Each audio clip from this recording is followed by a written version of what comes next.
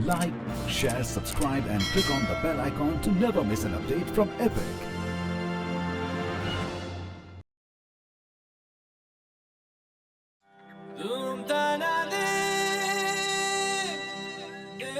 खजाने अनगिनत और अनमोल ये भारत के कोने कोने में छिपे हुए हैं। ऐसा ही एक खजाना है हमारी सभ्यता का खाना।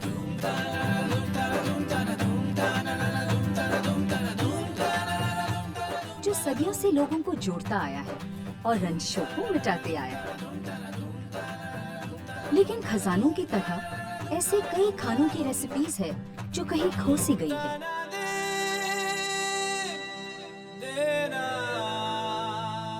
इन्हीं लॉस्ट रेसिपीज की खोज न सिर्फ हमें पूरा इंडिया घुमाएगी, बल्कि कल्पना से परे जायकों से रूबरू करवाएगी। इन रेसिपीज को सिर्फ किताबों, कहानियों और यादों में नहीं, बल्कि हर किचन में होना चाहिए। Lost recipes.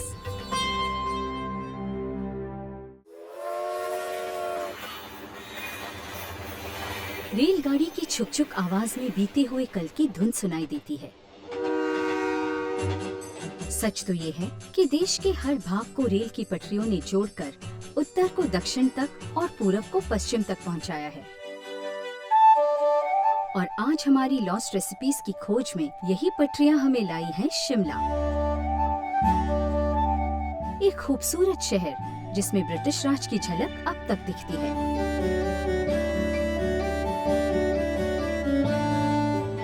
हम यहाँ एक रेलगाड़ी से जुड़ी हुई रेसिपी की खोज में हैं। और ये रेसिपी रेल से ही नहीं, ब्रिटिश राज से भी जुड़ी हुई है।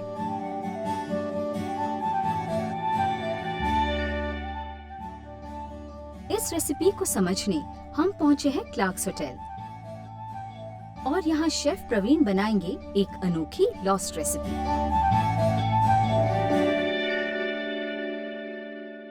शेफ, ये बताइए, ये कौन सी लॉस्ट रेसिपी हम आज बनाने वाले हैं? सर, आज जो हम बनाने वाले हैं ये है रेलवे मटन करी, बट शिमला के तरीके से। यानी कि शिमला रेलवे मटन करी बोल सकते हैं इसे? बिल्कुल सर, बिल्कुल। शिमला रेलवे मटन करी। रेलवे मटन करी का जो इन्वेंशन है वो रेलवे में ही हुआ। उस ज़माने में जब शिमला समर कैपिटल बना और लॉर्ड साहब को कलकत्ता से शिमला एक जर्नी तय करनी पड़ी, तब उन्होंने ये एहसास किया कि वो बहुत ज़्यादा तीखे और मसालेदार जो मटन है वो नहीं खा पा रहे हैं। तो उन्होंने वहाँ जो रेलवे के कुक हैं उनको अपने तरीके से समझाया कि मेरे लिए तुम एक ऐसी मटन करी बनाओ जो कि मैं इस जर्नी में खा सकूँ। उस वजह से इस रेलवे मटन करी का ओरिजिन हुआ। Very, very interesting. I think we should start, chef. It's looking like a superb recipe. Let's start. पहले क्या करना है बताइए? What do we have to do first? पहले हमें मीट को मैरिनेट करना है। Okay. Why don't you do it? Okay. Please, I'll do it. I'll do it. Start with the ginger garlic, half of the spoon, और थोड़ा सा लाल मिर्च powder, थोड़ा सा हल्दी, थोड़ा सा सॉल्ट। Okay. अब इसमें हम थोड़ी सी दही डालेंगे।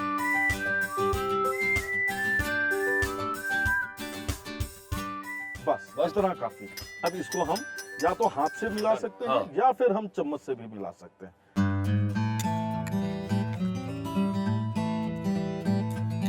Very nice quality mutton. Very nice.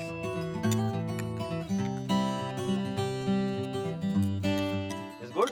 It's good, sir.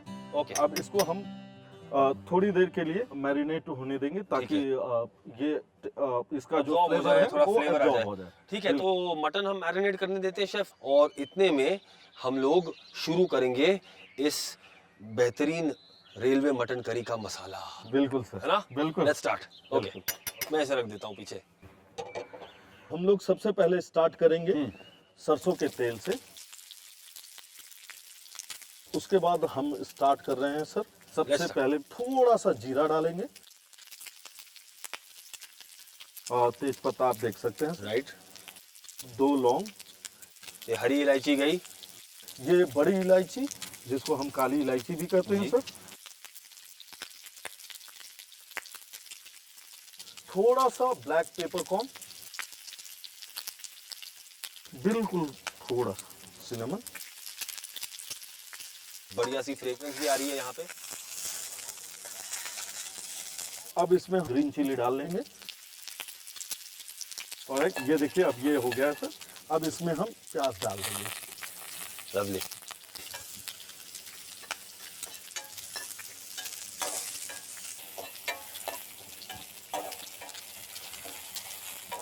Sir अब आप ये देख सकते हैं ये हल्का सा गोल्डन ब्राउन हो गया है। लवली। अब इसमें जो आपने मीट मैरिनेट किया था अब इसमें हम डाल करके उसको सीयर कर देते हैं। सीयर कर। Alright sir alright, please do the honour, आप कीजिए। मैं करूँ सीयर? बिल्कुल। और लवली, तो थोड़ी सी हाई हीट चाहिए आपको? हाँ सर, थोड़ा सा हाई हीट। सारे को एक साथ डाल दीजिए सर, कोई बात नहीं।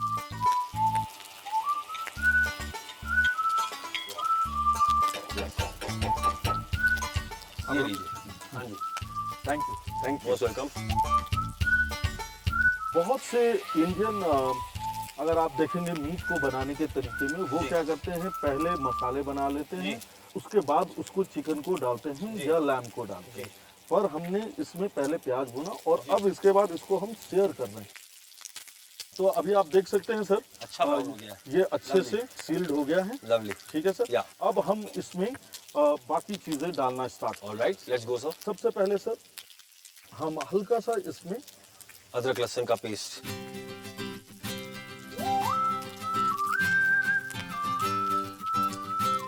अब सर हम इसमें डाल रहे हैं टमाटर का प्यूरे। प्याज जो हमने भून के रखे थे, हल्का सा चिली पाउडर डाल रहे हैं, थोड़ा सा इसमें हल्दी पाउडर, जीरा पाउडर। अब हम इसमें जो एक सीक्रेट इंग्रेडिएंट डालने वाले हैं, हाँ, हमारा ये लैम स्टॉक, लैम का स्टॉक। जो लैम स्टॉक है वो वेस्टर्न पीपल या यूरोपियन पीपल बहुत ज्यादा अपने खाने में यूज करते हैं। बिल्कुल, ये बिल्कुल ब्रिटिश इन्फ्लुएंस हो गया यहाँ पे। बिल्कुल सर, बिल्कुल। पर ये इंडियन वर्जन है सर उसी अच्छा। लैम स्टॉक का। ओके। आप देख रहे हैं कि इसका जो कलर है थोड़ा सा ब्राउन है। ये है टमाटर को हमने ग्रिल करके और उसमें उसी स्टॉक में छोड़ दिया, ऑलराइट। तो इससे वो कलर आ गया। अच्छा ब्राउन आ गया था। बिल्कुल सर। वंडरफुल। इसकी खुशबू बहुत अच्छी आ रही है लवली। और इसका कलर भी बहुत अच्छा आ गया है। या। अब हम इसमें पानी डाल देंगे सर, ताकि जो Actually- हमने मसाले डाले थे और हाँ, वो वो डाले पक थे जाए। वो सब पक जाए और अच्छे से एक साथ कंबाइन कर जी। राइट शेफ, तो ये बहुत ही बढ़िया लग रहा है। अब बताइए आगे क्या करना है? आगे सर हम इसमें रूट वेजिटेबल डालेंगे। जो कैलकाटा में मटन करी थी उसमें नारियल डाला जाता था, क्योंकि नारियल की फसल है वहाँ के शहर में। लेकिन जब वही मटन करी शिमला पहुँची तो वहाँ पे नारियल का उत्पाद नहीं था। तो उन्होंने वहाँ के जो लोकल कुक्स हैं उनसे पूछा कि यहाँ पर कौन सी ऐसी चीज़ है जो पाई जाती है और मैं अपनी मटन करी में डाल सकता हूँ। तो उन्होंने बोला कि यहाँ पर ये जो रूट वेजिटेबल्स हैं उनका उत्पादन होता है, जैसे कि आलू हो गया, गाजर हो गया। और इसी वजह से उन्होंने वहाँ के लोगों से गुजारिश की कि हमारी मटन करी में ये रूट वेजिटेबल्स का इस्तेमाल किया जाए। तो अभी हम सबसे पहले हल्का सा इसमें गरम मसाला डालेंगे। जी। ठीक है। और इसमें हमने लौंग का थोड़ा सा पाउडर डाला। अब हम इसमें सिरके वाली प्याज डालेंगे। ये कॉकटेल अनियन जो है इसमें भी विनेगर होता है, इसलिए मैं इसको सबसे लास्ट में में डाल डाल रहे हो आप। और इसमें ज़्यादा नहीं, एक पोर्शन में बस आप एक डाल दीजिए। जब लाड साहब कैलकाटा से शिमला ट्रैवल करते थे ट्रेन से, तो वो अपने साथ पिकल्ड अनियंस भी कैरी करते थे, जो कि वो अपने ब्रेड या सूप्स के साथ लिया करते थे फ्लेवर इन्हांस करने के लिए। उन्होंने ये सोचा कि क्यों ना मैं ये पिकल अनियंस अपनी रेलवे मटन करी जो कि वो शिमला से थी उसमें भी ऐड करूं। तो जब उन्होंने ये pickled onions Shimla railway mutton करी में ऐड किया तो उसका एक फ्लेवर अपने आप में बहुत ही अच्छा आया, और फिर उसके बाद से ये पिकल्ड अनियंस अक्सर रेलवे मटन करी में ऐड होने शुरू हो गए। इसमें हमने एक इम्पॉर्टेंट चीज़ नहीं डाला, वो है सॉल्ट। ये मैं इसलिए भी एंड में डाल रहा हूँ क्योंकि बहुत सारी चीजें इसमें गई हैं जिनका अपना फ्लेवर है। अपना अपना फ्लेवर होता है। जैसे हमने स्टॉक डाला तो इसमें भी हल्का salt सा है। सॉल्ट होता है, थोड़ा जी। ये होता है। तो हम इसको चेक करके अपने स्वाद अनुसार जितना हमें नमक चाहिए हम उतना इसमें डाल सकते हैं। ऑलराइट। जो शिमला की आबादी है 75% आबादी जो है वो वेजिटेरियन है, और जिसमें से काफ़ी लोग तो लहसुन प्याज भी नहीं खाते। और जो दूसरी कम्युनिटी राजपूत है, उन लोगों को तो अंग्रेज़ों ने सेब की जिम्मेदारी दे दी थी, इसीलिए उनके शहरों में जाकर उन्होंने बड़े बड़े सेब के ऑर्चर्ड्स खोल दिए थे, तो उनको भी शिमला छोड़ के जाना पड़ा। तो इस वजह से क्या हुआ कि दोनों कम्युनिटीज़ तक मटन करी को पहुंचाना बहुत ही मुश्किल था। इसलिए जब अंग्रेज़ वापस अपने देश गए तो वो अपने साथ इस रेलवे मटन करी को भी ले गए और ये रेसिपी लुप्त हो गई। तो हमारा जो ये शिमला स्टाइल रेलवे मटन करी है, ये लगभग तैयार हो चुका है ना शेफ? बिल्कुल सर। पर सर्व करते समय मैं आपको एक इंग्रेडिएंट दिखाना चाहूँगा जो कि बिल्कुल ही अलग करता है इसको मांसो झोल या उस समय का जो लैम करी था उस जी, और वो है boiled egg. Okay, boiled eggs. तो इन्हें आप एज अ गार्निश डालते हैं। ओके, तो ये तो वेरी कॉन्टिनेंटल हो गया। बिल्कुल सर। हमारी ये शिमला रेलवे मटन करी तैयार है। अब बस हमने इसे सर्व करना है और फिर शेफ हम इसे बैठ के टेस्ट करेंगे। बिल्कुल सर।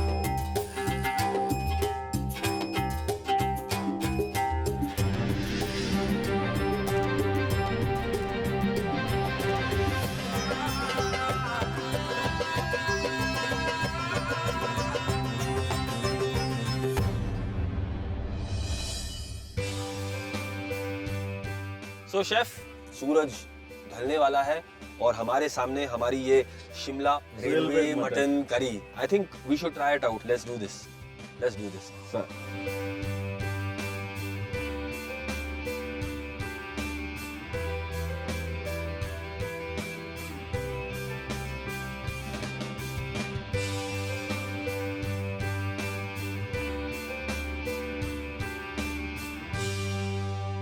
इसे टेस्ट करने के बाद ये एहसास डेफिनेटली आता है, मतलब कि एंग्लिसाइज्ड जिसे कहते हैं version of the traditional mutton curry. But जिस तरह से आपने इसे बनाया है, I think you have done it great justice, because इसमें कहीं कहीं हमारे इंडियननेस और वो करी के जो मसाले हैं, जो प्याज हमने भूना है, वो सबका फ्लेवर आ रहा है। और साथ में वो जो आपके baby root vegetables जो which are there perfectly cooked again. Thank you sir. Most Thank you welcome, so sir. much. It is wonderful. It's wonderful. एक बेहतरीन lost recipe हमारे देश के ब्रिटिश ईरा से जुड़ी हुई और एक एग्जाम्पल इंडियन और ब्रिटिश कल्चर का फ्यूजन का।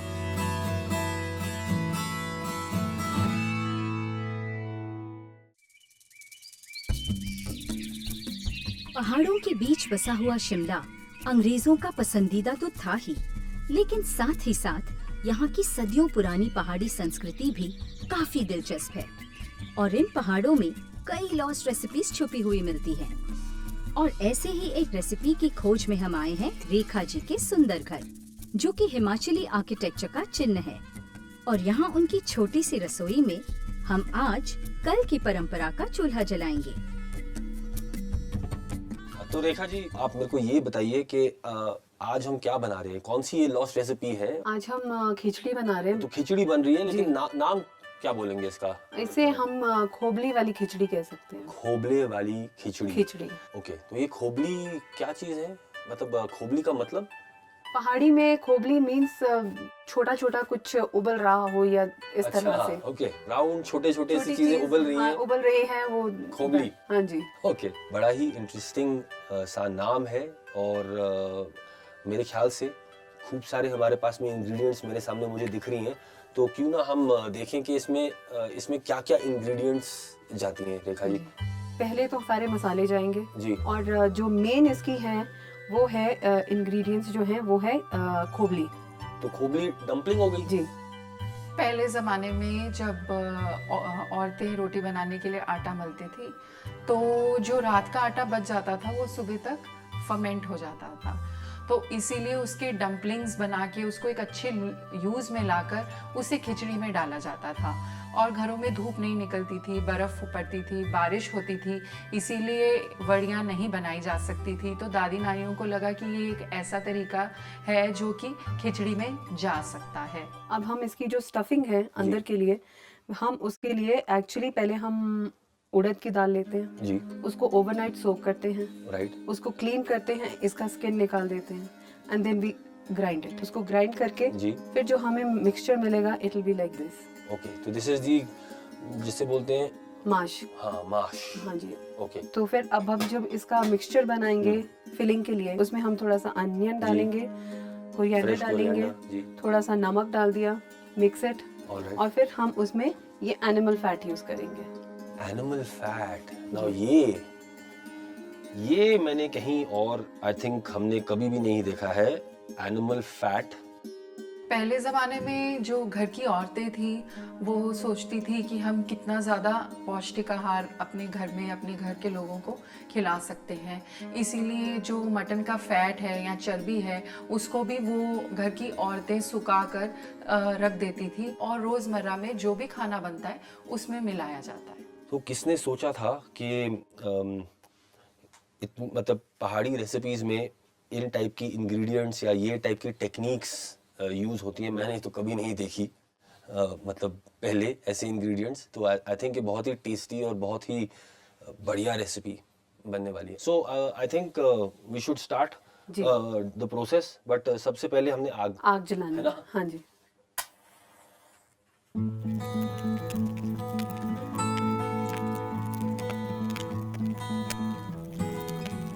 पहले हम घी डालेंगे, हम इसमें थोड़ी साबुत मिर्च डाल देंगे। अब हम इसमें थोड़ा सा चॉप लहसुन, जी।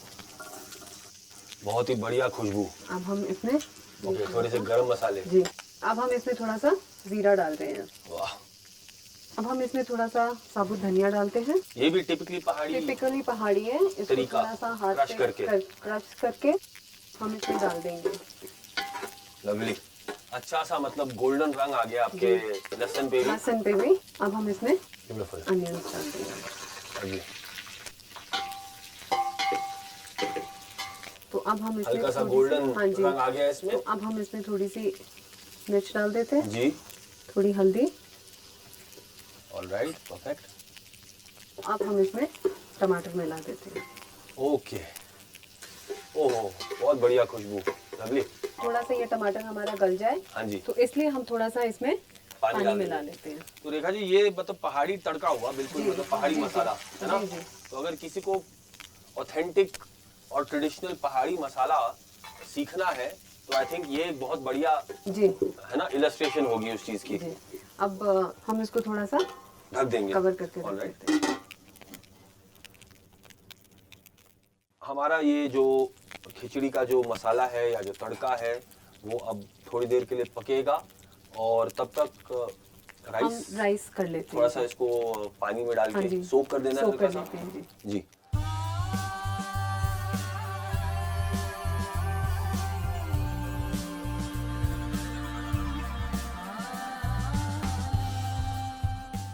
अब हम थोड़ा ये माश के जो हमने सोक करके माश। रखे हैं, तो आप माश क्यों, मतलब यहाँ माश क्यों कहते हैं इसे? हम लोग सब जगह तो इसे उड़द की उड़द दाल कहते हैं या माँ की दाल कहते माँ हैं। की दाल दिस इज हमारे लोकल लैंग्वेज में वी कॉल इट माश। Okay, actually this is very rich in protein yes और ये काफ़ी गर्म होती है। जी, तो फिर हम लोग मोस्टली पहाड़ों में माश ज़्यादा लोग प्रेफर करते खाते हैं, यस वो मैंने देखा है, एब्सोल्युटली। हैं। अब हम इसको थोड़ा सा पकने देते जी, हैं, थोड़ी देर ढक देंगे इसे, ढक देते हैं Alright. इसे।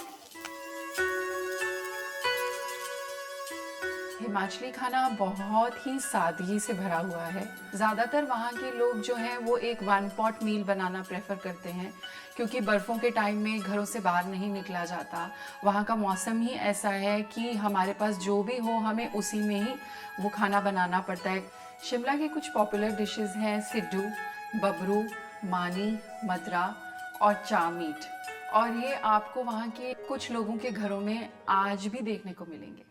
तो हमारी जो दाल है वो पिछले 10 से 12 मिनट से पक रही है, बड़ी अच्छी सी आवाज भी आ रही है इसमें से। रेखा जी क्यों ना चेक कर चेक कर लें, लेते है ना? हैं। जी, ये देखिए अच्छी तरह से जी। पक गई है दाल। राइट। तो आप इसमें चावल डाल दीजिए। ओके, मैं कर देता हूँ।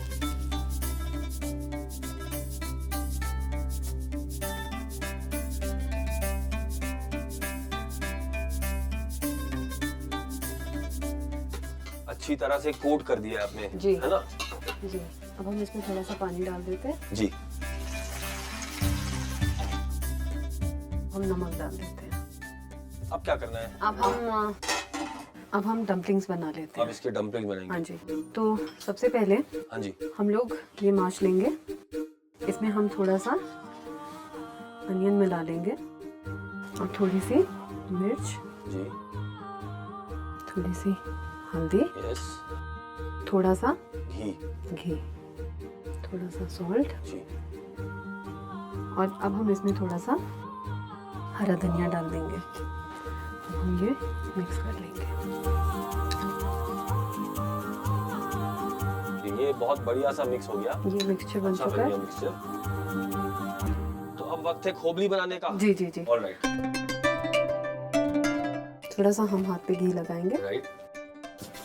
फिर हम ये लेंगे आटा।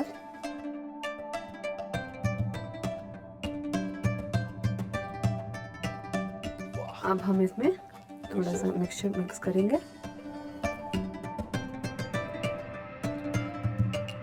और अब हम इसमें थोड़ा सा एनिमल फैट डालेंगे।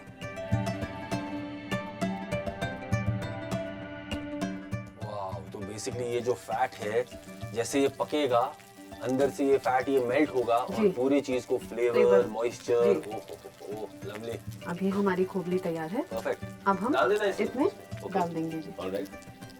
वाओ। अब इसी तरह की हम रिपीट करेंगे।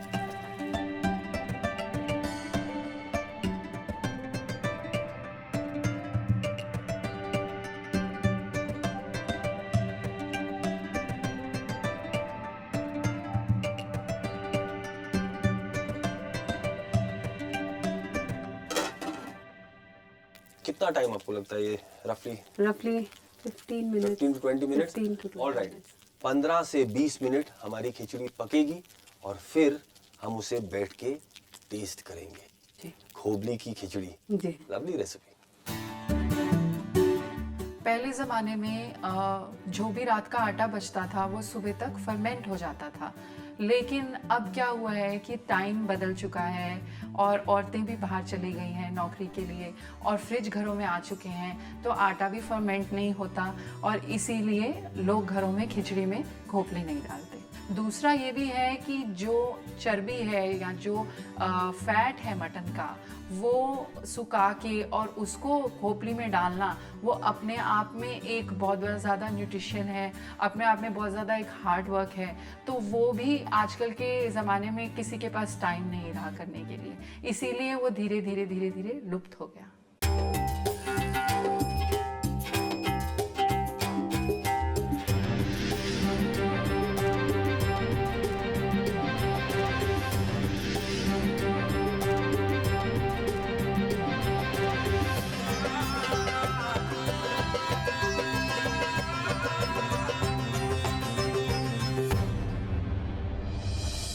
डम्पलिंग बेहद फ्लफी और मुलायम, सॉफ्ट, और इसकी जो फिलिंग है उसके भी फ्लेवर्स बड़े ही अनयूजुअल हैं। साथ में जो चर्बी है, देसी घी, वाह। खिचड़ी जो बिल्कुल परफेक्टली पकी है, दाल, चावल, मसाले, मतलब जिसे कहते हैं एक होलसम और हार्टी डिश। लकड़ पे पक के तो मतलब टोटली डिफरेंट लेवल। और खाते ही एक ऐसी एक डिश है जो आप मतलब अंदाज़ा लगा सकते हो कि इसमें कितनी एनर्जी और कितनी पौष्टिकता और जिसे कहते हैं मतलब ठंडे मौसम में, यहाँ के जो पहाड़ी मौसम है, इसमें ये कितनी बेहतरीन हेल्थ के लिए ये रेसिपी बन के आई है। और आई होप कि आप लोग भी इससे इंस्पायर हुए हैं इस रेसिपी से, और आप भी इसका एक वर्जन अपने किचन में ट्राई करें और ठंड के मौसम में क्यों नहीं एंजॉय करें। खोबली की khichdi right here in the Pahari region of Himachal. Thank you Rekha ji, thank you so much.